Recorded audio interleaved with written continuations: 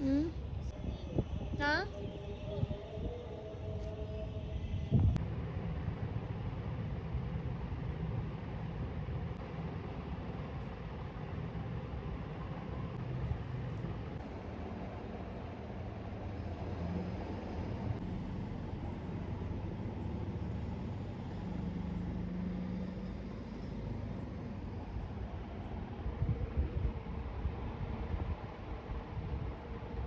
Mama?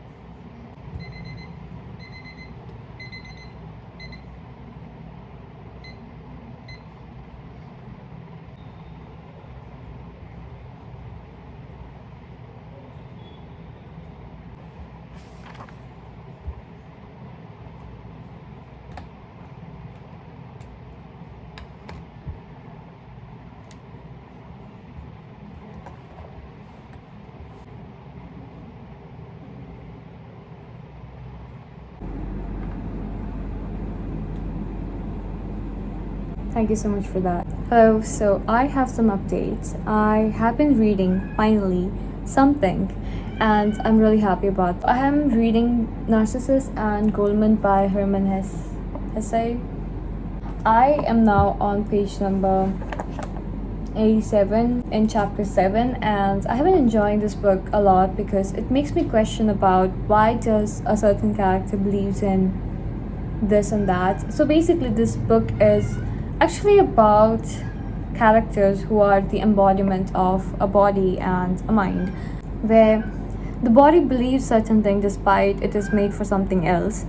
He believes that he has to become what the mind is, and the mind tells him that you cannot be me, and it is being done in a religious setting. So the character who represents the mind is Narcissus, and the character who represents the body is Goldmund. Narcissus is actually a monk, and he knows that he's made for thinking and for what he's supposed to do for the monk life, while Goldmund, he believes that he wants to become a monk because that was expected from him, not that he wants it. And at the same time, Narcissus understands that Goldmund cannot become a monk, he cannot be something or someone that he's not. I have been annotating it quite a lot, which is a sign that I'm really liking the book. because I have so many thoughts and comments I would like to give. Like here I have this one. I don't know what I'm talking about. Okay, so I was thinking out, why does narcissist wants to be someone who provides for people, who enlightens people in the sense that they can be true to themselves. It doesn't have to be them becoming like monk like him. For him, like what is valuable is not really the worldly success or power. It's actually the person becoming who they are or become true to themselves. And I wonder, like, why is it that he wants to do that? Like, he is the mind and he's supposed to be the person of logic and reason, but it doesn't mean that he's a person who doesn't have any love or feeling. So it makes sense that his version of love is to shape, elevate, and awaken people. So that's a very fascinating thing that I am slowly like understanding about the characters. It's very character driven. So far this book is really showing us that how we cannot just rely solely on the reason logic itself when we don't really have any love or any emotion or feelings, and how feelings itself is not really enough without the logic and the reason. It's given in the example of, I believe, theology and liturgy, if that's how we pronounce it. Liturgy. Basically, like the act of prayer or the aspect of religion where we are praying, mostly visual and which is shown, like candles, prayer. I think that's what liturgy is. So liturgy itself is not enough when it comes to really understanding a religion or its philosophy. Just like how theology is not enough in itself because it becomes quite rigid, while liturgy can become more blind and they just lose the actual meaning of worshipping, what it's really teaching you, aside from giving you the peace. How theology and liturgy need each other, just like how our mind and body need each other. So it's a very fascinating book, and I think the most fascinating part is definitely Herman's observation of individuals, the way he observes people and the way he writes the nature. It's very fascinating, and so yeah, that's what I'm currently reading. I am having a good time with it. I hope I can finish it soon because I have so many books I want to read. And today my supervisor gave me a book to read. Basically, I borrowed it from him. It's The Art of Letting Go by Nick Trenton. These days we have been discussing about detachment and the art of letting go, in the sense that letting go doesn't mean that we have failed or we are trying to break off with certain relationship or anything in life, but it's about how we have to let go of faulty patterns of behavior or thoughts and come to the ones that are actually serving us and actually feeding us and enhancing our functioning. And so this book is about that. I have started it, like I have only 4 pages in actually, which is great. So yeah, I have to do that. And I'm also making this logo for a cultural committee or like a welfare foundation, which is fun, and I might get paid for it, so I'm excited about the pay. So I've been working on that, and I'm also taking these amazing lecture on personality. I am having such a good time watching them, and it's coming from a Western university, so I am getting how these topics on psychology is being taught in the Western side, because the Indian ones are quite boring and they don't really have any passion for psychology, in my opinion.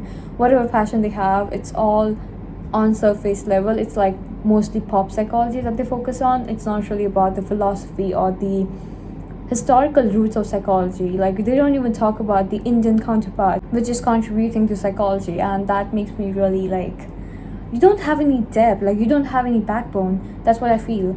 So I'm having a very good time with it. It feels like so nourishing to me because I love learning, and I have been taking really messy notes. So yeah, I think that's all I have for my updates. It's a kind of a long one, I think, and I've been like speaking a lot. So I'll talk to you later, and yeah, thank you for watching so far, and I hope you're having a good day.